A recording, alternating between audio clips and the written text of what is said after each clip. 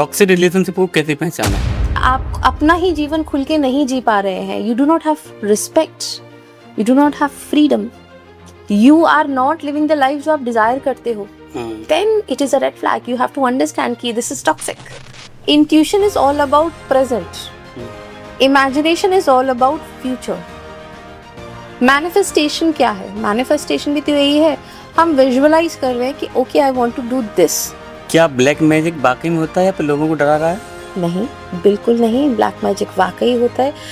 डर देखिए 95% केसेस में तो मैं यही कहूंगी वो डर है या लोगों को लगता है ब्लैक मैजिक है, लेकिन black magic is there. I will not say कि है नहीं, बिल्कुल है.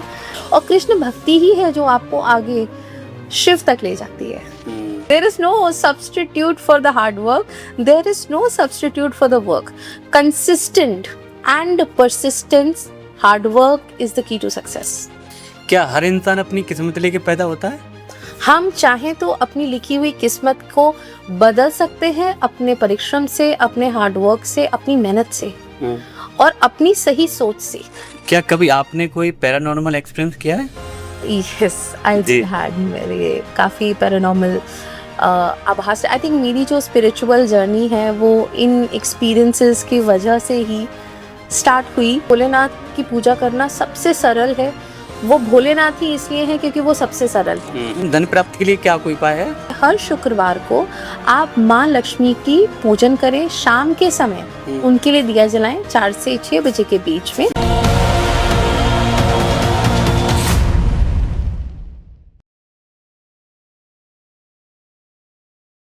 Welcome to fantastic talks. आज का एपिसोड बेहद खास होने वाला है जो कि आपकी सोच को बदल देगा. आज हमारे साथ हैं एक ऐसी शख्सियत जो कि टैरो रीडर, न्यूमरोलॉजिस्ट और स्पिरिचुअल गाइडेंस मिसिमा गोविंद जी, जो कि पिछले कई वर्षों से इस पर काम कर रही हैं. Tarot, numerology, intuition, energy, healing और स्पिरिचुअल गाइडेंस में कार्य कर रही हैं. आज हम बात करेंगे कुछ ऐसे सवाल जो कि हर किसी के मन में कहीं ना कहीं आते रहते हैं. क्या सच में नजर लगती है? नेगेटिव एनर्जी क्या होती है? क्या आत्माएं हमारे आसपास होती हैं? क्या टैरो हमारे भविष्य को बदल सकता है? और क्या हकीकत में हम अपनी किस्मत लिख सकते हैं? आपको कई सवालों के जवाब मिल जाएंगे. तो मैं हूं आपका दोस्त विवेक शर्मा और आप देख रहे हैं फंटास्टिक टॉक्स. इस पॉडकास्ट में व्यक्त किए गए सभी विचार हमारे अतिथि के व्यक्तिगत विचार हैं. इस वीडियो का उद्देश्य केवल जानकारी, चर्चा और जन जागरूकता है. हमारा उद्देश्य किसी व्यक्ति, समाज, धर्म, जाति या संस्था की भावना को ठेस पहुंचाना नहीं है. कृपया इस वीडियो को अपनी समझ और विवेक के साथ देखें. तो आगे बढ़ने से पहले फंटास्टिक टॉक्स को सब्सक्राइब करें, लाइक करें, कमेंट करें और शेयर करें. Welcome to fantastic ma'am. Thank you. कैसे हैं आप? मैं बिल्कुल ठीक हूँ. आप कैसे हैं? मैं स्वस्थ हूँ. मैम नेगेटिव एनर्जी क्या होती है? सी, एनर्जी दोनों तरफ की होती है. जैसे कि हमारी पॉजिटिव एनर्जीज होती हैं, उसी तरह से नेगेटिव एनर्जीज भी होती है. यिन एंड यांग है, सब कुछ मैस्कुलिन एंड फेमिनिन है. सो नेगेटिव एनर्जीज की वजह से वी फील ड्रेन्ड, हमें अच्छा नहीं लगता, लेथार्जिक लगने लगता है, ऑफ द बैलेंस हम चले जाते हैं. So that is called what negative energy is. कि आपको उस एनर्जी की वजह से, उसके प्रभाव की वजह से अच्छा नहीं लगे या आपको नेगेटिव थॉट्स आने लगे, तो उसको हम नेगेटिव एनर्जी बोलते हैं. ओके. क्या सच में नजर लगती है? बिल्कुल लगती है जी. नहीं लगती. जब देखिए नजर लगने का कॉन्सेप्ट क्या है, आप और मैं बात कर रहे हैं एंड मैं आपको एक पॉजिटिव एनर्जी रेडिएट कर रही हूँ, तो दैट इज हम लोग एक सिंक में we are able to talk. अगर मैं वही एनर्जी नेगेटिव रेडिएट करूं तो कुछ देर बाद आपको वो अनकंफर्टेबल लगने लगेगा, आपको अच्छा नहीं लगेगा. तो ये जो नेगेटिव एनर्जी बार बार मेरा सेंड करना या बार बार आपकी किसी एक चीज की तरफ ईर्ष्या भरी एनर्जी को जनरेट करना, इसको हम एक तरह से साइकिक अटैक या इस तरह से नजर बोल सकते हैं. ओके. और ये जब हम किसी को बार बार जनरेट करते हैं तो उसकी चीज़ों को कहते हैं ना कि साइकिक अटैक हो रहा है या नजर लग रही है, कहीं ना कहीं चीज़ें खराब हो रही है, वो यही एनर्जी है जो आपको जनरेट करती है. ओके. पॉजिटिव एनर्जी कैसे आती है? पॉजिटिव एनर्जी हमारे पूरे ब्रह्मांड में है. Nature is the source of all the positive energy. जब आप सुबह उठते हैं या आप सूर्योदय के समय में when you are sitting under the sunlight, आपको कैसा लगता है? आपको पॉजिटिव फील होता है, आपको अच्छा लगता है. वही बात जिस तरह से नेगेटिव एनर्जी के पास आपको अच्छा नहीं लगता, उसी तरह एक पॉजिटिव सोर्स ऑफ एनर्जी के पास आपको जेन्युइनली अच्छा लगता है। पेड़ के पास आप जाके खड़े हो जाएं, आपको छाँव लगेगा, देगा। छाँव देगा और आपको अच्छा लगेगा, आपको ठंडक मिलेगी, आपको एहसास होगा कि सब अच्छा है, because the nature generates positive energy. जितनी भी हमारे सोर्स ऑफ नेचर है, सनलाइट, मूनलाइट, वाटर सोर्सेज, वो सारे ही पॉजिटिव एनर्जी को जनरेट करते हैं।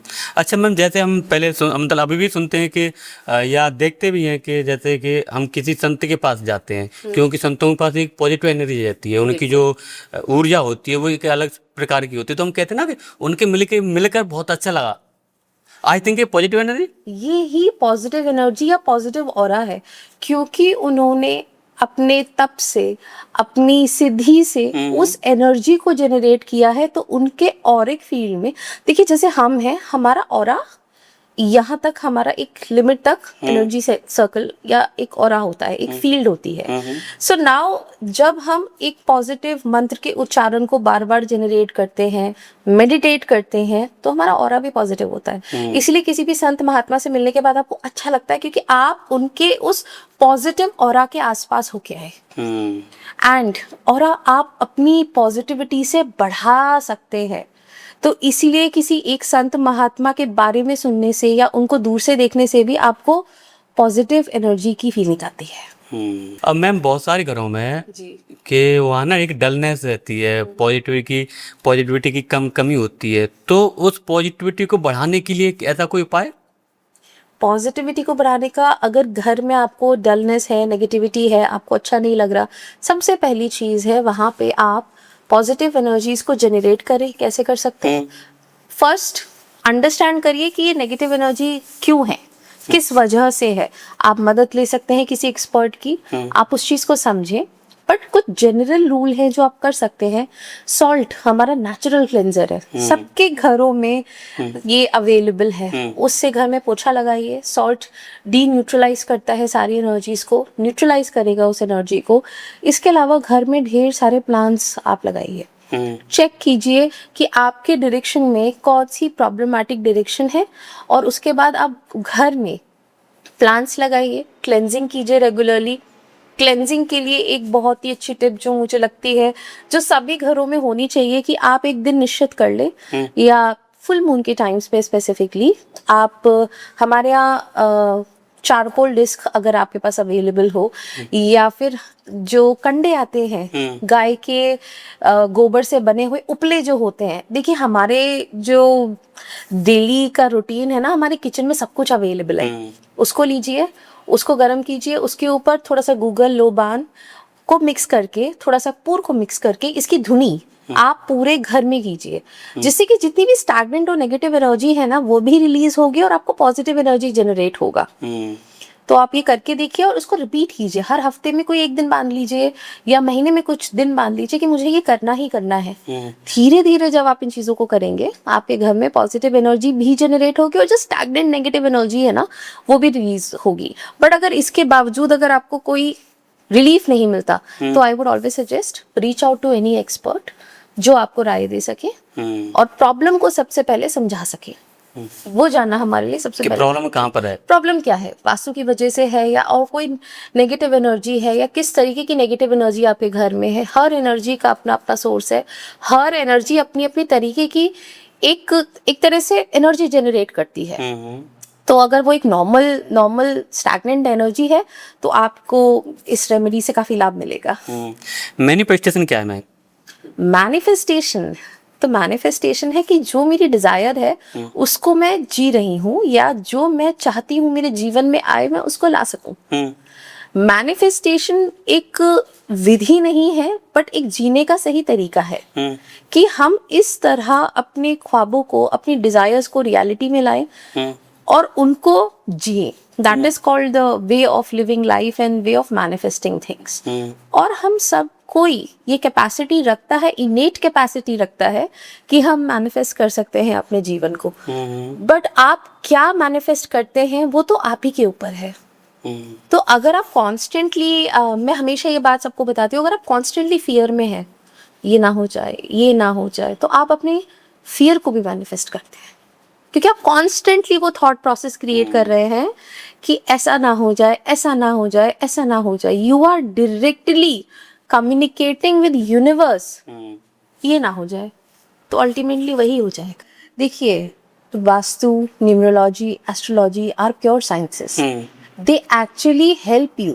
वो आपकी मदद करते हैं एनर्जी के अलाइनमेंट के लिए, जिसकी वजह से आपको पॉजिटिव सोचना और आपके लिए पॉजिटिव एनवायरनमेंट में रहना, आपके लिए वो हेल्प करते हैं टू क्रिएट. तो ऐसा नहीं है कि वास्तु कि आपके मैनिफेस्टेशन की वजह से वास्तु इज हेल्पिंग. अगर किसी जगह का vastu is actually nicely done, यानी वहां का energy alignment is nicely done, तो जब वो एनर्जी अलाइनमेंट सही तरह से होगा तो आपको उस स्पेस में पॉजिटिव थॉट्स भी आएंगे, आपको अच्छा भी लगेगा, आप बहुत बेहतर जीवन मैनिफेस्ट करने की कैपेसिटी में रहेंगे. So everything is energy manifestation. Tarot, numerology, astrology आपकी मदद करता है to align with your energies. ठीक है, 50% तो वैसे भी आपकी मेहनत है, कर्म है, लेकिन उसके साथ साथ आपके अलाइनमेंट इज ऑल्सो नीडेड. कि जिस डायरेक्शन में आप ये मेहनत कर रहे हैं या जिस डायरेक्शन में आपका ये थॉट प्रोसेस है, is it a correct direction for you. तो ये एक तरह से रोड मैप है आपके लिए टू हेल्प यू एलिवेट. आपको बहुत हेल्प करती हैं ये चीजें अलाइनमेंट की तरफ ले जाने के लिए. सो टोटली ये कहना कि इस माइंडसेट की वजह से they are working, no, they are already there. आपको वो मदद करती है कि आपको माइंडसेट सही तरह से अलाइन हो सके, सो दैट कि आप एक बेहतर जीवन जी सके. हाँ, बट जब वो कोई हमें कोई गाइड करेगा तो जाहिर सी बात है कि आप जीवन अच्छा वो बनेगा. जब आपको करेक्ट गाइडेंस मिलती है कि भाई this is what my chart says, ये मेरा चार्ट है या ये मेरे लिए एनर्जी डायरेक्शन सही है, तब आपकी जो मेहनत है वो सही डायरेक्शन में है कि नहीं, आपकी वो मेहनत रंग लाती है. तो मैं ये नहीं कहूँगी कि मेहनत रंग नहीं लाती, मेहनत ही रंग लाती है. हमारा काम सिर्फ डायरेक्शन देना है. Astrology, numerology is to direct you कि हाँ ये ठीक है. अल्टीमेटली चॉइस आपकी है. Every day when you wake up, आप ही की चॉइस है कि मैं इस दिन को कितना बेहतर बना सकता हूँ या मैं इस दिन को कितना अपने लिए वेस्ट कर सकता हूँ. अगर आप सिर्फ प्रोक्रेस्टिनेट करते रहेंगे तो you are wasting your day and nothing else. तो डायरेक्शन विद एक्शंस, तभी वो मैनिफेस्टेशन वर्क करता है. खाली सोचने से और खाली उसके बारे में विचार बनाने से, और अगर आप एक्शन नहीं लेते हैं से, तो बेकार है, आपके डिजायर्स नहीं फुलफिल हो सके. तो half of the people complain कि my manifestation is not working. With manifestation आप क्या एक्शंस ले रहे हैं, you have to think about that. आपको उस बारे में सोचना है कि अगर मैं मेरा ये गोल है कि मैं इसको अचीव करना चाहता हूँ, ये चाहती हूँ, मैं इसके लिए क्या करेक्ट एक्शंस ले रही हूँ. समटाइम्स कोई आता है और पूछता है कि मैं ये एग्ज़ाम क्लियर कर पाऊँगा या नहीं कर पाऊँगा, या मैं ये एग्ज़ाम को दूँ या नहीं दूँ. सो मेरा पहला उनसे सवाल यही होता है कि आप दिल से यही करना चाहते हैं, ये आपका खुद का थॉट है, do you really want to do this. अगर यस, तो आप इसमें मेहनत कीजिए, आप इसमें एक्शंस डालिए. आगे की पॉसिबिलिटी वी विल चेक, लेकिन पहले आपके एक्शंस आर नीडेड. और वो एक्शंस, और या मे बी अगर आप वो ड्रीम जॉब मैनिफेस्ट कर रहे हैं तो पहले उसके लिए एक्शंस भी लीजिए. फर्स्ट इज हमने थॉट बनाया कि हमको ये चाहिए अपने जीवन में. सेकंड, उसके लिए एक्शन प्लान कहाँ है आपका. Manifestation will definitely work. उस एक्शन प्लान को एग्जीक्यूट कैसे करना है, क्या ये सही है, क्या आप इसमें कितने आगे तक जा सकते हैं, ये काम हम एस्ट्रोलॉजर्स, न्यूमरोलॉजिस्ट या वास्तु कंसल्टेंट या फिर टैरो रीडर्स का टू गाइड यू कि yes this is the direction. आपका ये जो एक्शन प्लान है वो करेक्ट है. एंड डेफिनेटली आपकी इन कमियों पे आप वर्क करेंगे तो आप बेहतर करेंगे, और ये आपके प्लस पॉइंट्स हैं, आप इसको फोकस कीजिए. And there is no way the success will not be yours. बिल्कुल श्योर. मैम, आजकल ना रिश्ते बहुत ज़्यादा टूट रहे हैं, ऐसा क्यों हो रहा है? देखिए, रिश्तों को चलाने के लिए आपका will is needed the most. We are living in an age कि हमारे लिए क्या इम्पोर्टेंट है हमें डिसाइड करना है. एंड रिश्तों के लिए सबसे इम्पोर्टेंट है आपका विल, कि मुझे उनको कितनी इंपॉर्टेंस अपनी लाइफ में देनी है. मेरे लिए अगर कोई रिश्ता मैटर करता है तो उसमें एक्शंस भी मैटर करते हैं. Ultimately everything comes to actions. जब mutual respect, mutual love and mutual actions होते हैं तो रिश्ते चलते भी हैं. एंड आई थिंक हम जिस एज में हैं उस टाइम पे हमारे लिए बहुत समझना ज़रूरी है कि ये जो रिश्ते हैं वो हमारे लाइफ में हमको एलिवेट कर रहे हैं, हमारी ग्रोथ की तरफ, हमारे ड्रीम्स की तरफ हमें आगे ले जा रहे हैं या पीछे लेकर आ रहे हैं। तो अगर आगे ले जा रहे हैं तो आप सही डायरेक्शन में हैं। टॉक्सिक रिलेशनशिप को कैसे पहचान है? देखिए, टॉक्सिक रिलेशनशिप के लिए सबसे पहले ये ज़रूरी है समझना कि आप खुद से कितना प्यार करते हैं। सामने वाला आपके साथ टॉक्सिक तब है जब आप खुद से ही टॉक्सिक हैं। आप खुद को रिस्पेक्ट नहीं कर रहे, आप अपने आप को लेट डाउन कर रहे हैं, तो हाउ डू यू एक्सपेक्ट कि कोई और व्यक्ति आपको रिस्पेक्ट दे? जब हम किसी और व्यक्ति को एक पेडेस्टल पे जगह देते हैं, that means you are not valuing your own life. पहले खुद को प्यार कीजिए, खुद को रिस्पेक्ट कीजिए, अपनी चॉइसेस के लिए स्टैंड कीजिए, एंड देन अंडरस्टैंड क्या ये सामने वाला व्यक्ति मेरे लिए वो अलाइनमेंट मेरे लिए लेकर आ रहा है, या इस व्यक्ति के साथ मेरी जो एनर्जी है वो एलिवेट हो रही है, बढ़ रही है, मुझे प्रेरणा मिल रही है, मुझे जीवन जीने का अच्छा डायरेक्शन मिल रहा है। अगर आप इस डायरेक्शन में हैं तो ये रिश्ता, ये जो रिलेशनशिप है विद योर फ्रेंड्स, फैमिली और योर पार्टनर, ये एक पॉजिटिव डायरेक्शन में है। बट अगर आपको खुद को सैबोटाज करना पड़ रहा है, अपनी ही इच्छाओं को साइड में रखना पड़ रहा है, या आप अपना ही जीवन खुल के नहीं जी पा रहे हैं, you do not have respect, you do not have freedom, you are not living the life जो आप डिजायर करते हो, then it is a red flag. You have to understand कि this is toxic, this is not working in your favor. और अगर आप खुद की रिस्पेक्ट करते हैं, खुद को प्यार करते हैं, तो बहुत ज़रूरी है कि आप पहले अपने लिए जिए। आई थिंक कि जो अपने को प्यार करता है या सेल्फ को करता है तो वो सामने वाले को भी कर पाएगा। एब्सोल्युटली, क्योंकि वो एक एनर्जी ही तो है। When you are loving yourself, आपके पास कैपेसिटी है to love the other person. जो आपके पास है वही तो दे पाएंगे, वही तो देंगे। अगर मेरा कप भरा है पानी से, तभी तो मैं आपको वो ऑफर कर पाऊंगी। अगर यही खाली है तो मैं आपको कैसे ऑफर कर पाऊंगी? तो जब मैं खुद ही अपने आप को प्यार करूंगी, रिस्पेक्ट करूंगी, वही सेम एनर्जी मैं आपको दे पाऊंगी, बिकॉज वही मैं कैरी कर रही हूँ। ब्रेकअप के बाद कैसे अपने को रिकवर करें? सी, ब्रेकअप लाइफ में आपको बहुत कुछ सिखाते हैं। सबसे पहले तो आपको ये सिखाते हैं कि यू हैव टू अंडरस्टैंड कि this is, if this has not worked in your life, maybe there is a bigger and a better plan. And आप उस बिगर और बेटर प्लान के लिए सबसे पहले खुद पे फोकस कीजिए। व्हाई दिस हैपेंड, इसने मुझे क्या सिखाया, इस सिचुएशन ने, इस सिचुएशन से मैं क्या एनालाइज कर सकती हूँ, या इस सिचुएशन की वजह से मैं अपनी लाइफ में क्या बेहतर कर सकती हूँ। This is the best way to recover. एक क्रिस्टल है रोज क्वार्ट्ज, आप उसे पहन सकते हैं। बहुत अच्छा और बहुत प्यूरिफाइंग क्रिस्टल है, बहुत प्यारी फेमिनिन एनर्जी जनरेट करता है, रियली हेल्प करता है ट्रॉमा से, या अगर if you going through a bad phase in life, then you should always reach out to somebody you trust. बात कीजिए। There are a lot of healings we help to recover from a broken heart, and I believe कि there is no way कि you cannot recover from something. Life में एक बड़े situations ऐसे आते हैं जो आपको no doubt break करते हैं, लेकिन they teach you also something. उस lesson को साथ रखिए और उस pain को, उस agony को धीरे धीरे समय के साथ जाने दीजिए। एक दिन का process नहीं है, लेकिन There is no way you cannot achieve that. क्योंकि मैम आजकल ना विल पावर बहुत कम हो गई ना, तो इनको इतना जल्दी इजी बोलना और ये थोड़ा सा, तो इसी वजह से देखिए collectively there are lot of people who are coming into healings. You know, ये टॉपिक, ये चीजें, it has become very common. Why? Because now people are understanding the value of it.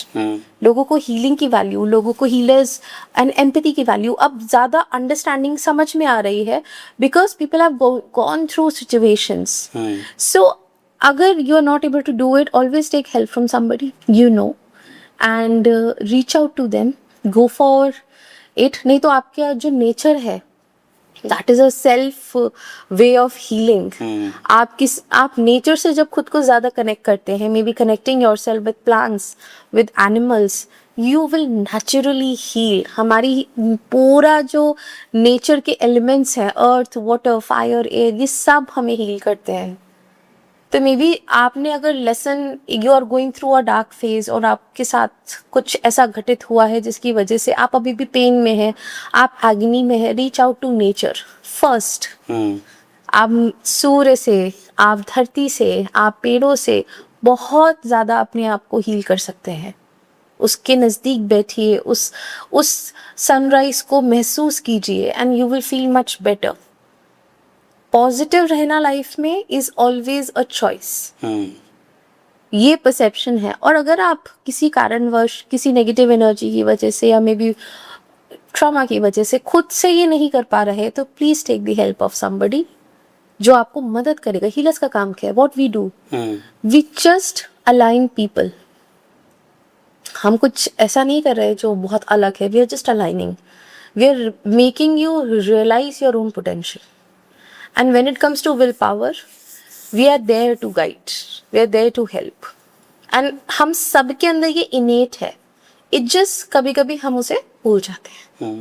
क्या ब्लैक मैजिक वाकई में होता है या फिर लोगों को डरा रहा है? नहीं, बिल्कुल नहीं, ब्लैक मैजिक वाकई होता है। डर, देखिए 95% केसेस में तो मैं यही कहूंगी वो डर है या लोगों को लगता है ब्लैक मैजिक है, लेकिन black magic is there. I will not say कि है नहीं, बिल्कुल है। And it is such a dark energy, it is such a negative energy कि जिसकी वजह से परिवारों में unexplained financial loss, unexplained financial problems या unexplained health issues हैं, वहाँ ब्लैक मैजिक के केसेस हमने देखे हैं।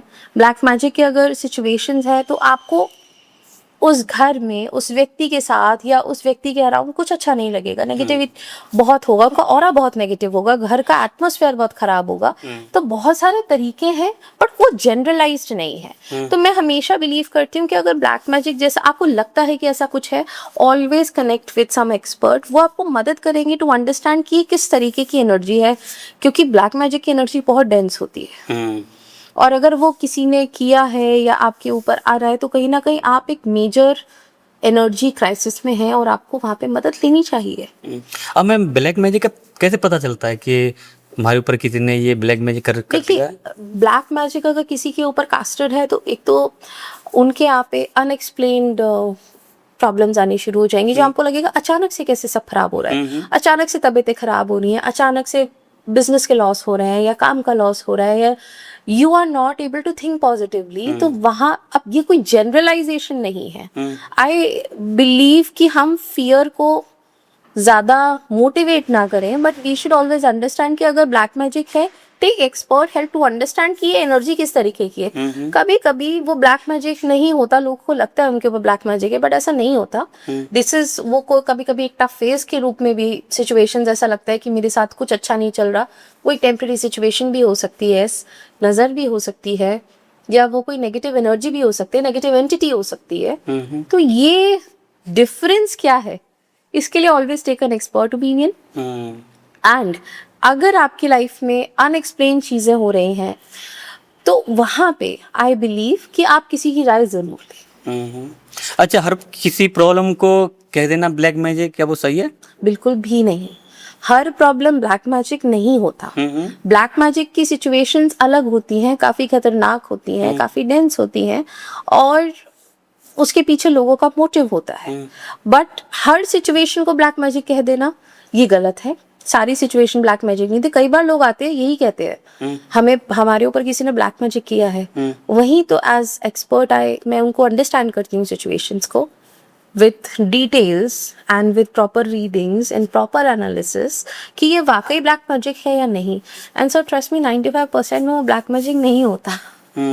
कभी कभी वो नज़र होती है, कभी कभी वो सिर्फ एक नेगेटिव एनर्जी है, कुछ बेसिक हीलिंग या क्लेंजिंग से या छोटे रिचुअल से भी वो चीज़ें ठीक हो जाती हैं। लेकिन जहाँ वो वाकई ब्लैक मैजिक है, then we need expert work. जैसे कोई हमारे ऊपर ब्लैक मैजिक करता है, या ये मतलब अब पता कैसे चले उस व्यक्ति को कि मेरे पास, जैसे अभी बात हो रही थी, आपने बताया अभी, मैं उससे सेटिस्फाई नहीं मैम, आप मुझे थोड़ा सा बताइए कि अगर किसी मेरे पास हो गया है ब्लैक मैजिक और अब उसने किस रूप में मेरे को भेजा है वो ब्लैक मैजिक जो है? वो किसी भी रूप में हो सकता है। कभी कभी आपके घर में अजीब आपको फीलिंग हो सकती है, डर का माहौल हो सकता है, घर में चिड़चिड़ापन हो सकता है, अचानक से आपका सब सही चल रहा था, अचानक से घर में कलेशें शुरू हो गई, या अचानक से किसी की तबीयत बहुत खराब हो गई, और या फिर अभी कुछ अच्छा आपकी लाइफ में घटित हुआ है, उसके बाद अचानक से कुछ इवेंट्स धीरे धीरे खराब होने शुरू हो जाए, तो ये एक साइन है कि कहीं ना कहीं ब्लैक मैजिक के इफेक्ट्स हो सकते हैं। देखिए, ये है कि नहीं उसके लिए तो आपको एडवर्स एक किसी एक्सपर्ट की एडवाइस लेनी होगी, क्योंकि क्या होता है लोगों को फिर घबराहट होने लगती है कि नहीं हमारे साथ तो यही हो रहा है, तो कहीं ब्लैक मैजिक तो नहीं, तो एक्सपर्ट एडवाइस लीजिए। लेकिन अगर सब कुछ सही होते हुए जीवन में अचानक से चीजें खराब हो जाए तो वहां पे आप जरूर इस चीज को समझे कि कुछ गड़बड़ यहाँ पे है, कि घर में आपको अजीब सी स्मेल आ रही है या आपको किसी के होने का आभास हो रहा है, तो ये सारे जो सिम्टम्स हैं ये ब्लैक मैजिक के हैं। और ब्लैक मैजिक के बड़े सारे, एज आई से, कि बड़े सारे तरीके हैं करने के। कोई छोटे तरह से भी ब्लैक मैजिक आपके ऊपर कर सकते हैं। ब्लैक मैजिक एक अम्ब्रेला टर्म है, अगर आप देखें कि हमने हर तरीके की एनर्जी को बोल दिया भाई ये इस तरह से किया गया काम है। ब्लैक मैजिक क्या है आप उसको समझिए, एक इतनी डेंस एनर्जी, इतनी ज्यादा नेगेटिव एनर्जी कि वो आपकी लाइफ में कहीं ना कहीं आपको ऊपर से नीचे की तरफ लेकर आ रही है। अचानक से परिवर्तन कर दिया आपकी लाइफ में। सब कुछ ठीक चल रहा था, फैमिली को, अभी एक एग्जाम्पल एक केस का लेते हैं कि सब कुछ ठीक था, नया घर खरीदा, नया गाड़ी खरीदी, सब अच्छा चल रहा था। अचानक से जो उस परिवार का छोटा बेटा है उसकी तबीयत खराब होनी शुरू हो गई, अनएक्सप्लेन्ड। 15 दिन हो गए, 20 दिन हो गए, डॉक्टर्स को दिखाया, मेडिसिन समझ नहीं आ रही, एक डॉक्टर से शिफ्ट किया, दूसरे डॉक्टर पे शिफ्ट किया। जब फैमिली ने अप्रोच किया, चेक किया गया कि हाँ यहाँ पे कुछ इस तरीके के सिम्टम्स हैं कि किसी ने खुशी से जेलसी की वजह से कुछ कास्टिंग्स की हैं फैमिली के ऊपर और घर के ऊपर। तो जब वहाँ पे चेक किया हम लोगों ने जाके, जब देखा चीजें जाके, तब समझ में आया कि यहाँ पे काफी डेंस एनर्जी है, काफी ज्यादा डार्कर एनर्जी है, जिसको हम नजर तो नहीं कहेंगे बट वहां पे एनर्जीज के होने का एहसास है। इस तरीके की एनर्जी को हम ब्लैक मैजिक कहते हैं। तो एक तरह से out of jealousy, out of malice, या आप कह सकते हो कि प्रॉब्लम की वजह से कि बस वो सामने वाला इतना खुश क्यों है, इतना ग्रोथ क्यों कर रहा है, तो somebody wanted to bring this family down। तो इस तरीके के केसेस में ब्लैक मैजिक की चीजें होती हैं, तो बट को चेक करनी पड़ती हैं आपको। इस तरह से हम जनरलाइजेशन नहीं कर सकते ब्लैक मैजिक का, क्योंकि लोगों में नहीं तो भय का माहौल हो जाता है। हर व्यक्ति को लगता है मेरी लाइफ में प्रॉब्लम हो रही है, किसी ने कुछ कर दिया। और प्रॉब्लम तो हर किसी की, क्योंकि हमने मनुष्य जन्म लिया, प्रॉब्लम आनी है। देखिए सबके साथ कोई ना कोई प्रॉब्लम लगी है ना। हम अपने साथ देखिए, मेजर हमारे 4 एरियाज ऑफ लाइफ है, लव लाइफ हमारी, हमारा करियर, हमारे फाइनेंसेस और हमारी हेल्थ। इन चारों में कभी ना कभी कुछ कुछ इश्यूज रहते हैं, बट देयर आर पीपल जो ब्लेस्ड हैं, जिनकी लाइफ में कोई प्रॉब्लम नहीं, जिनको किसी एस्ट्रोलॉजर की जरूरत नहीं होती। I think they are blessed people. But अगर इन एरियाज में आपकी प्रॉब्लम है जो सबके में लगी होती है कहीं ना कहीं, तो उस चीज को पहले समझिए कि ये प्रॉब्लम किस वजह से है। हर चीज को लेबल कर देना कि ये ब्लैक मैजिक है, वो भी सही नहीं है। क्या सच में हमारे आसपास आत्माएं होती हैं? हमारे आसपास बिल्कुल होती हैं, हमारे पूर्वज होते हैं, अच्छी बुरी सब चीजों की एनर्जी है। हमारा जो लिविंग वर्ल्ड और द वर्ल्ड ऑफ डेड है वो बहुत पैरेलल है।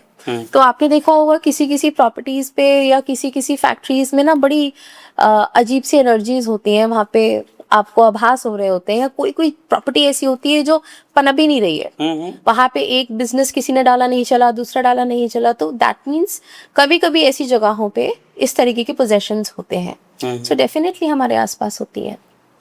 और उसका कहीं ना कहीं आवाज भी होता है, ऐसा प्रतीत होता है कोई कर कि जैसे आप कहीं जाते हैं और वहाँ की पता पड़े कि कुछ डल एनर्जी है तो आपको अच्छा नहीं लगेगा, ऐसा कुछ होता है ना। देखिए हमारे इंडिया में बहुत सारे ऐसे एरियाज हैं, बहुत सारे ऐसी लोकेशंस हैं जहाँ पे इस तरीके के पैरानॉर्मल एनर्जीज के होने का आभास भी है, एविडेंस भी है। एंड अगर आप उन जगहों पे जाएंगे या उन जगहों के बारे में पढ़ेंगे तो आपको समझ आएगा। जैसे भानगढ़ या बहुत सारी ऐसी जगहें हैं जहाँ पे इस तरीके की एनर्जीज हैं, उनका एविडेंस है। लोगों को, एक को नहीं कई लोगों को उन चीज़ों का एहसास हुआ है, तो डेफिनेटली है। और वो आभास कराती है ये बताने के लिए कि हम यहाँ हैं। क्या कोई आम इंसान से स्पिरिट्स कांटेक्ट कर सकते हैं? बहुत सारे ऐसे लोग हैं जो कम्युनिकेट करते हैं, बट मैं यही कहूँगी दिस इज़ वेरी डेंजरस। ये इनेट गिफ्ट है आपका। कुछ लोगों के पास इनेट गिफ्ट होता है तो definitely they reach out and वो कम्युनिकेट करती हैं अपनी ग्रीफ को, अपने गिवन मैसेजेस को। कभी कभी वो अपनी कोई इच्छा भी व्यक्त करती हैं, तो ऐसे लोगों के साथ को कम्युनिकेट करती हैं जो जनरली बहुत एम्पैथेटिक हैं या जो साइकिक्स हैं, उनके साथ ऐसा कनेक्शंस कई बार आत्माएं कनेक्ट करती हैं to give a last message. अब ये कुछ इसी तरीके की एनर्जी पॉजिटिव भी होती है, कुछ नेगेटिव भी होती है। नेगेटिव एनर्जीज में हम उन्हें पोजेशंस कहते हैं, पॉजिटिव एनर्जीज में वो मैसेज देती हैं। कभी कभी हमारे पूर्वजों के भी मैसेजेस हमें इसी तरह मिलते हैं ड्रीम्स के थ्रू, या कभी कभी हमें जस्ट आभास के थ्रू वो मैसेजेस मिलते हैं। तो डेफिनेटली कम्युनिकेशंस होते हैं। कुछ लोग वो बहुत अच्छे से कर पाते हैं और दूसरों तक वो मैसेज पहुंचाते हैं। क्या कभी आपने कोई पैरानॉर्मल एक्सपीरियंस किया है? यस, आई हैड मेरे काफ़ी पैरानॉर्मल आभास। आई थिंक मेरी जो स्पिरिचुअल जर्नी है वो इन एक्सपीरियंसेस की वजह से ही स्टार्ट हुई। अच्छा। एंड आई थिंक मैंने when I came to Agra in early 20s, तो वहाँ पे उस घर में बहुत सारी चीज़ों का एहसास हमें हुआ। धीरे धीरे हमें समझ में आया कि ये क्या हो रहा है हमारे जीवन में। एंड मुझे लगता है मेरे उन लाइफ के उन इंसिडेंट्स की वजह से मैं आज यहाँ पे हूँ, या मैंने उन एनर्जीज को अंडरस्टैंड करने की कोशिश की कि ये क्यों हो रहा है मेरे साथ, कि मुझे आभास हो रहे हैं, कि किसी के होने का फील आ रहा है, मुझे शैडोज दिखते थे। एंड मैं कई बार क्वेश्चन करती थी कि मेरे साथ सच में हो रहा है या ये सिर्फ एक इल्यूजन है। एंड क्योंकि I come from, I was studying by then, और ये बहुत हार्ड टू बिलीव था कि ये सब चीज़ें जो हो रही हैं ये वाकई हो रही है। एंड धीरे धीरे क्यों है, किस लिए है, कई सारे लोगों से मिलके इस फील्ड में, गुरुओं से मिलके मुझे रियलाइज हुआ कि सब कुछ प्रेजेंट है। पॉजिटिव एनर्जीज भी है, नेगेटिव एनर्जीज भी है, शैडोज भी है, एंड पैरानॉर्मल एनर्जीज भी हैं। तो हमारे घर में जब बहुत पूजन हुआ, गुरुदेव का आना हुआ, हमारे जो कुल के गुरु हैं, जो हमारे फैमिली गुरु हैं, तो हमने चीज़ों को समझा, मैंने उनसे सवाल किए। तो I think I am blessed in a way कि मुझे मेरी जो लर्निंग्स हैं वो वहीं से मिली, एनर्जी की अंडरस्टैंडिंग मुझे वहीं से मिली।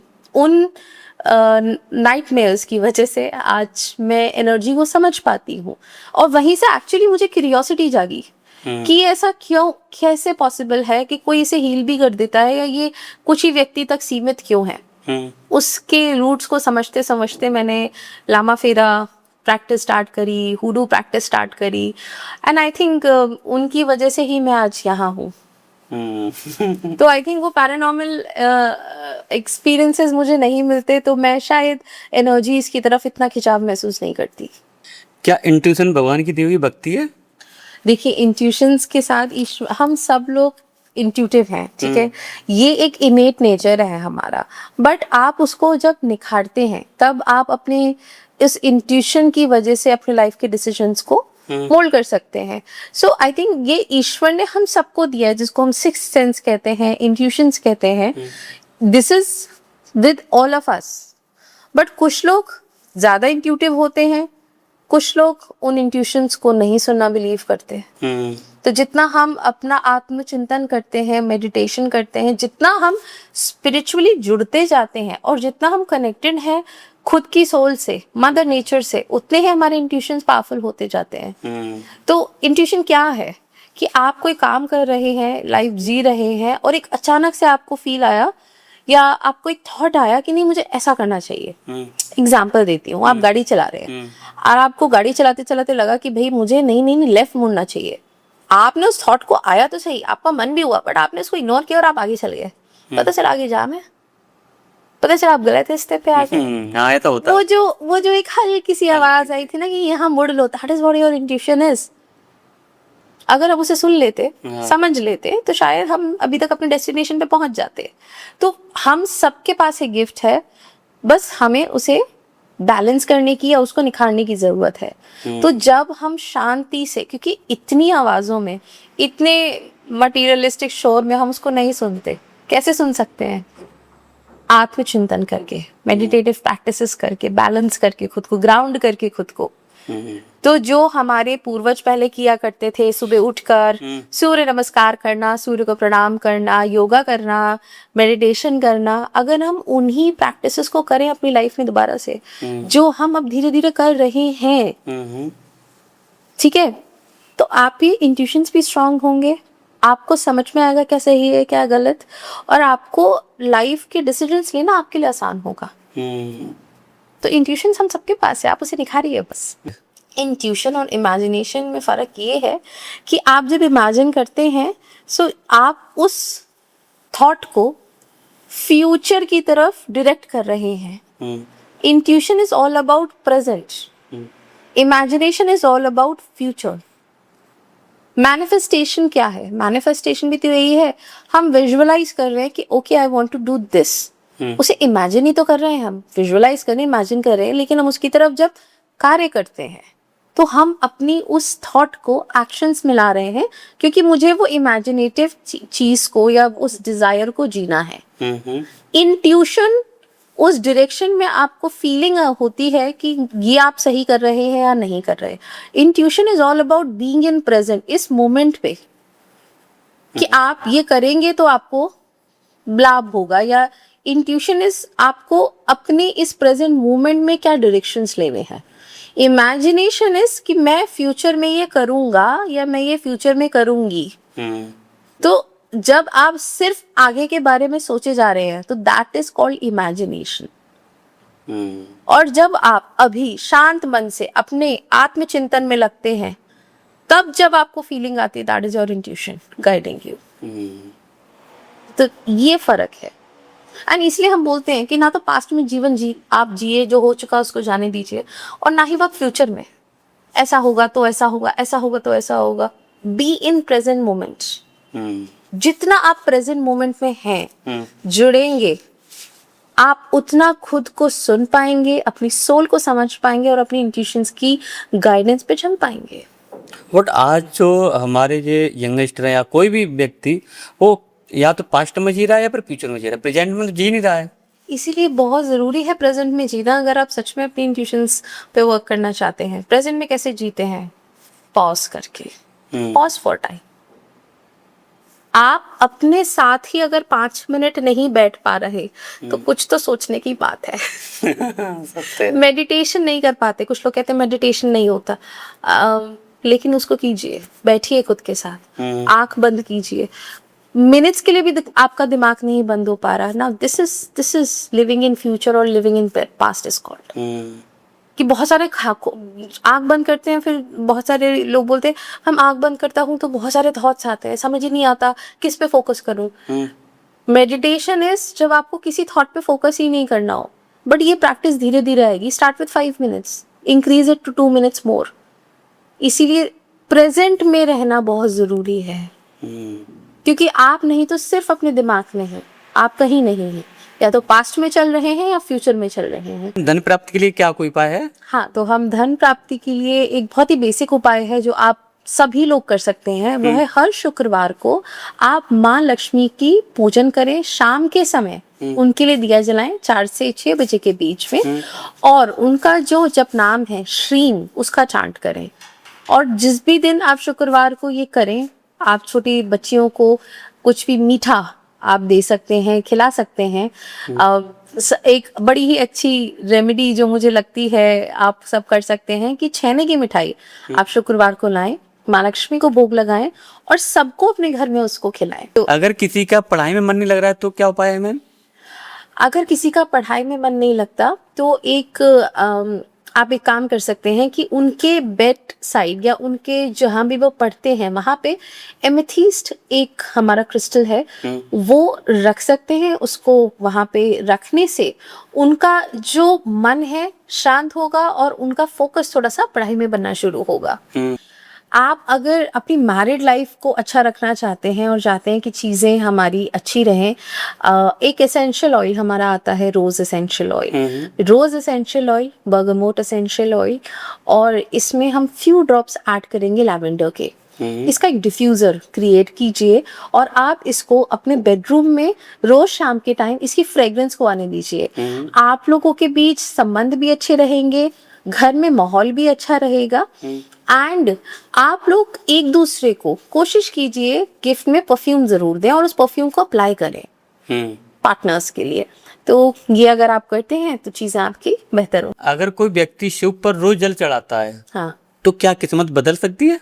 बिल्कुल. भोलेनाथ के ऊपर अगर आप रोज जल चढ़ाते हैं, और देखिए एक होता है हम उनके ऊपर जल चढ़ाएं, एक होता है हम उनको जल अर्पित करें और उनसे प्रार्थना करें कि वो आपकी आवाज सुने, वो आपकी उस प्रार्थना को सुने, उनसे प्रार्थना करे कि इस जल को वो स्वीकार करे और आपको वो ब्लेसिंग्स दे। देखिए, भोलेनाथ की पूजा करना सबसे सरल है। वो भोलेनाथ ही इसलिए है क्योंकि वो सबसे सरल है। और जब आप उनके ऊपर जल अभिषेक करते हैं, जब आप उनसे प्रार्थना करते हैं, आप कहीं ना कहीं अपने मून को, अपने मन को स्थिर कर रहे हैं। और देखिए, जिसका मन स्थिर है, जिसका मन बैलेंस्ड है, वो लाइफ में कई आगे जा सकता है। तो सब कुछ हमारा मन है, मन के हारे हार है, मन के जीते जीत, ये हमने सुना ही है। तो आप जब भोलेनाथ से प्रार्थना करते हैं, आप अपने मन को, आप अपने मून को एक तरह से बैलेंस करते हैं और आप उनसे प्रार्थना कीजिए कि वो आपकी प्रार्थनाओं को सुने। भोलेनाथ जिसको ब्लेस करते हैं उसको तो फिर आगे लाइफ में क्या ही चाहिए। जी मैम, चांदी की चेन पहनने से क्या होता है? देखिए, चांदी की चेन भी हम इसलिए पहनते हैं, चांदी की चीज या चांदी की कोई भी वस्तु अपने मून को बैलेंस करने के लिए। जब आपका मून या आपका मन बैलेंस होता है तो जैसा कि मैंने कहा, आपके लिए आपकी सक्सेस, क्योंकि देखिए ज्यादातर लोगों की शिकायत क्या होती है, मन नहीं लगता पढ़ाई में, मन नहीं लगता कोई काम करने में। तो मन को अगर आप बैलेंस करते हैं, जो भोलेनाथ की पूजा से हो सकता है, आप उनके ऊपर जल अभिषेक करिए, रुद्र अभिषेक करिए, इसके अलावा चांदी पहनिए, चावल का दान कीजिए। इन सब से आपका प्लैनेट जो मून है वो बैलेंस होता है और आपका मन मजबूत होता है। आप दृढ़ निश्चयी होते हैं, आप मन को बैलेंस लेकर आते हैं और वहीं से आप अपनी जीत के रास्ते निकालते हैं। जी मैम, निर्जला एकादशी पे क्या उपाय करना चाहिए? देखिए, निर्जला एकादशी जो है हमारी सारी एकादशी में सबसे पुण्य एकादशी है, सबसे बड़ी एकादशी है। इस दिन के दिन अगर आप भोलेनाथ की पूजा करते हैं, और दरअसल निर्जला एकादशी पे होती ही उनकी पूजा है, आप उनकी पूजा कीजिए, आप रुद्राभिषेक कीजिए, तो आपकी उन्नति बिल्कुल होगी ही होगी, आपको सक्सेस मिलेगी ही मिलेगी लाइफ में। और आप जितने स्पिरिचुअल हैं, आपका कनेक्शन और उनसे बढ़ेगा। तो निर्जला एकादशी के दिन सबसे पहले तो आप भोलेनाथ की पूजा कीजिए, उनके ऊपर जल अभिषेक कीजिए, रुद्र अभिषेक कीजिए। कोशिश कीजिए कि आप जितना हो सके लोगों से कम बात करें। जब आप मौन की अवस्था में होते हैं, जब आप शांति की अवस्था में होते हैं, तब आप अपने इंट्यूशंस की सुनते हैं, आप और कनेक्ट होते हैं अपने सोल से। इसके अलावा निर्जला एकादशी के दिन व्रत रखने से बहुत लाभ मिलता है। आपको धन दान की प्राप्ति होती है, उन्नति की प्राप्ति होती है, आपको शौर्य की भी प्राप्ति होती है। तो निर्जला एकादशी के दिन व्रत करना, भोलेनाथ की पूजा करना, इसी के साथ साथ अगर आप पानी का दान कर सकते हैं, क्योंकि देखिए निर्जला एकादशी हमेशा भीषण गर्मियों में आती है, इस दिन स्पेसिफिकली अगर आप पानी का दान करते हैं या पानी से बनी किसी भी वस्तु का दान करते हैं, आपको आपके पूर्वजों के भी ब्लेसिंग्स मिलते हैं, आपको अपने पूर्वजों की तरफ से भी आशीर्वाद मिलता है। उनके नाम से या उनके लिए आप पानी का दान कीजिए, आप शरबत का दान कीजिए, दूध का दान कर सकते हैं। इसके अलावा आप व्रत कर सकते हैं, तो आपको डेफिनेटली लाभ की प्राप्ति होगी ही होगी। क्या हर इंसान अपनी किस्मत लेके पैदा होता है? देखिए, हम सब अपनी किस्मत लेके पैदा होते हैं, लेकिन ईश्वर ने हमें चॉइसेस दी हैं। ईश्वर ने हमारी मेहनत और हमारी किस्मत हमारे हाथ में दी है। हम चाहें तो अपनी लिखी हुई किस्मत को बदल सकते हैं अपने परिश्रम से, अपने हार्डवर्क से, अपनी मेहनत से और अपनी सही सोच से। तो सब चीज़ों की जो शुरुआत होती है वो होती है आपकी पॉजिटिव थिंकिंग से, आपके पॉजिटिव परसेप्शन से लाइफ के, और उसकी वजह से आप अपनी किस्मत बिल्कुल बदल सकते हैं। भगवान बड़ा या कर्म? दोनों।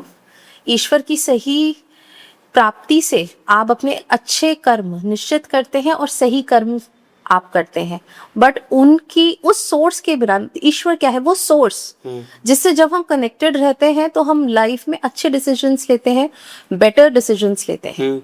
लेकिन सिर्फ ईश्वर बिना कर्म, वो भी सही नहीं है, और कर्म ही करते जाइए और ईश्वर का ध्यान ना हो, वो भी सही नहीं है। तो दोनों ही हमारे लिए जरूरी है। क्या फ्यूचर पहले से लिखा हुआ गया है हमारा? नहीं, फ्यूचर हमारा हमारे एक्शंस और हमारे थॉट से है। पॉसिबिलिटी सब कुछ है।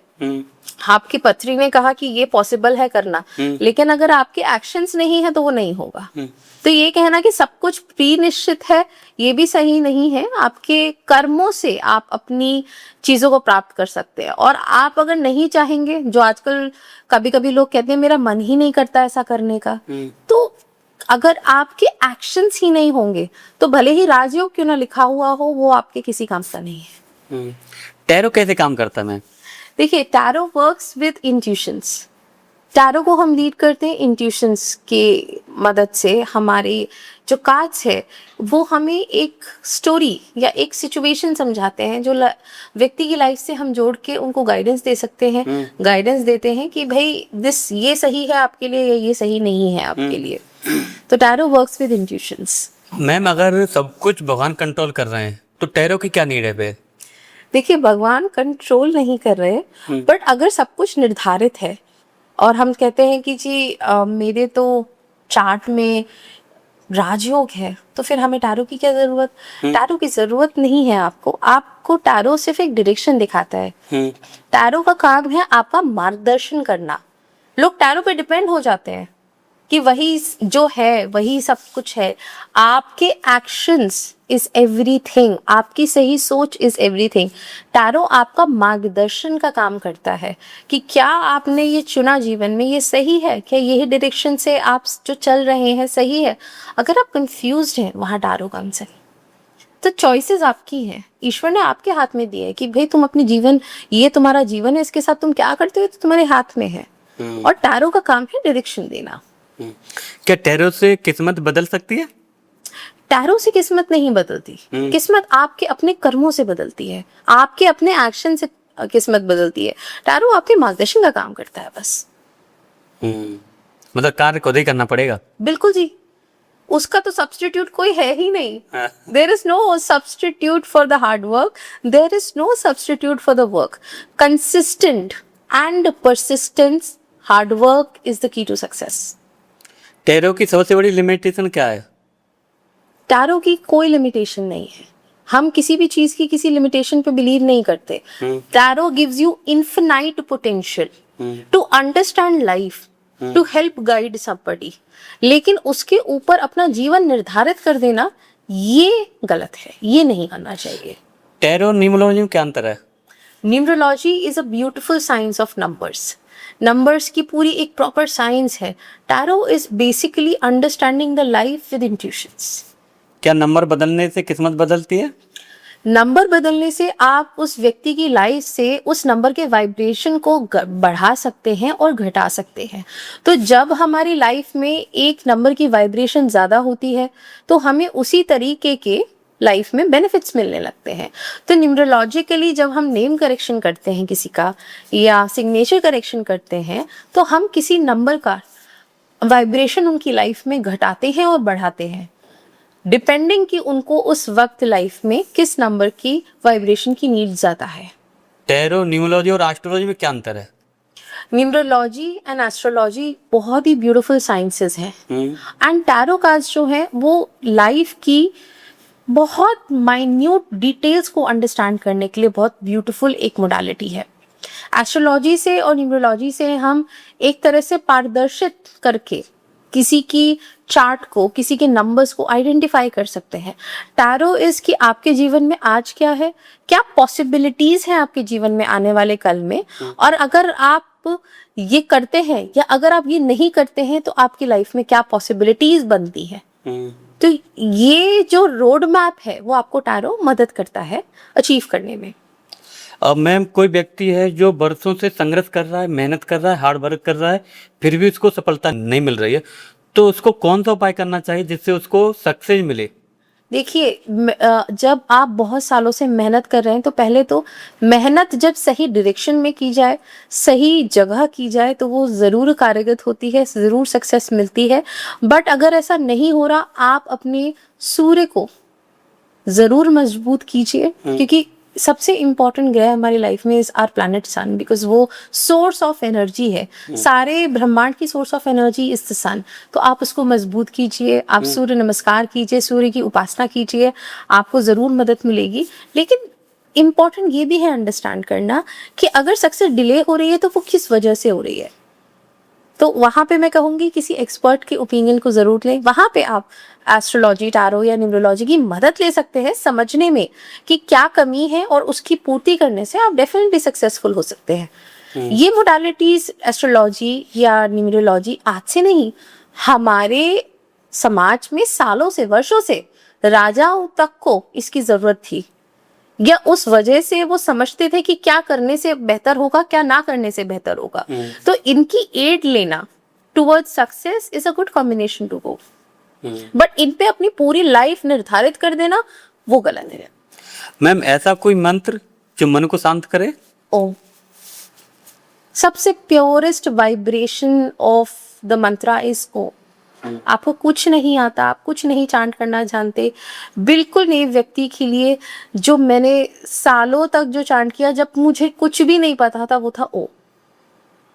वही वाइब्रेशन, क्योंकि सबसे बड़ी पूरे ब्रह्मांड की वाइब्रेशन है वो, which is a scientific fact. तो अगर एक मंत्र जो आपको कुछ नहीं आता आप कर सकते हैं, वो है ओम का चांट। That is universal. शक्ति की पूजा करें या फिर शिव की पूजा करें? जहां आपका दिल आपको ले जाए। ये तो वही बात हो गई कि मैं माँ को पूजूं या पिता को पिताजू। क्योंकि ना तो बिना शिव के शक्ति है, ना शक्ति के बिना शिव है। दोनों के अमलगेशन से हमारा पूरा पूरा ब्रह्मांड है। तो ये तो आप देखिए कि आप कौन से मार्ग पे जाना चाहते हैं, शिव या शक्ति। मैम आपसे मैं रैपिड फायर करना चाहूंगा, जी, टैरो या numerology? For me it's both. Destiny या hard work? Hard work. Love marriage या arrange marriage? Your choice. Okay. Money या peace? For me it is both. Money and peace दोनों ही जरूरी है आपकी लाइफ के लिए। कृष्ण भक्ति या शिव भक्ति? कृष्ण भक्ति। और थोड़ा सा कृष्णा जी के बारे में बता दिया आपने, अगर कृष्णा का नाम जिल लिया है तो। उनके बारे में तो उन्होंने आपको, आप देखिए, एक समाज को सही तरीका जो रहने का सिखाया वो कृष्ण ने सिखाया। उन्होंने बताया कि कर्म सबसे ज्यादा जरूरी है, कर्म के बिना कुछ नहीं है। और धर्म क्या है, कर्म क्या है, उनसे ज्यादा आई थिंक किसी ने उस चीज को एक्सप्लेन नहीं किया। तो मेरे लिए इसलिए कृष्ण भक्ति, और कृष्ण भक्ति ही है जो आपको आगे शिव तक ले जाती है। मैम आपका बहुत बहुत धन्यवाद थैंक यू सो मच इतनी चर्चा करने के लिए। और आई थिंक कि जो ये लोग पॉडकास्ट देख रहे हैं उनके लिए आप क्या लास्ट मैसेज देना चाहेंगे? देखिए, मैं आपको लास्ट में यही मैसेज दूंगी, सारी ही मोडालिटी, एस्ट्रोलॉजी, न्यूमरोलॉजी, टैरो, ये सब टूल्स आपको मदद करते हैं लाइफ में सक्सेसफुल होने के लिए, बट अल्टीमेटली सब कुछ आपके हाथ में है। अगर आप कंसिस्टेंट रहते हैं लाइफ में, परसिस्टेंट करते हैं, मेहनत करते हैं, there is no way success is not going to be yours. Ma'am जो लोग आपको अभी तक सुना इस पॉडकास्ट को, वो आपसे कनेक्ट होना चाहते हैं, तो उनके लिए आप कैसे मैसेज देना चाहेंगे? तो I have my Instagram ID with Mishrama tarot. आप मुझे फॉलो करें, वहाँ पे मेरे पोस्ट पे लाइक करें, आप मुझे DM कर सकते हैं अपनी किसी भी प्रॉब्लम के लिए। तो that's it. Thank you so much ma'am. इस पॉडकास्ट को हम समाप्त करने से पहले मैं कुछ महाकाल की कुछ सब गेस्टों के साथ मैं शेयर करता हूँ, तो आपके साथ भी शेयर करूँगा। महाकाल की अद्भुत लीलाएं, अद्भुत चमत्कार है, जिसको हम सब ने महसूस किया है कि महाकाल क्या है। करता करे न कर सके, शिव करे तो होय, तीन लोक नौ कंडों, महाकाल से बड़ा न कोई। हर हर महादेव। हर हर जय श्री राधे राधे। जय श्री राधे।